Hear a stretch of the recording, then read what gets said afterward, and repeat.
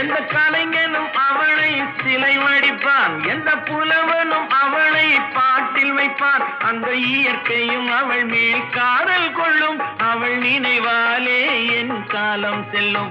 நான் பார்த்ததிலே அவள் ஒருத்தியை தான் நல்ல அழகி என்பேன், நல்ல அழகி என்பேன்.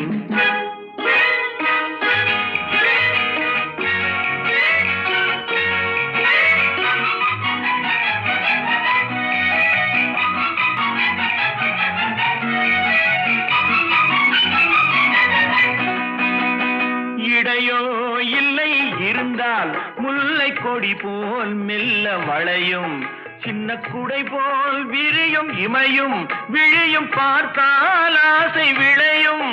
அந்த பூமகள் திருமுகம் மேலே குளிர் புன்னகை வருவதனாலே நிலவோ மலரோ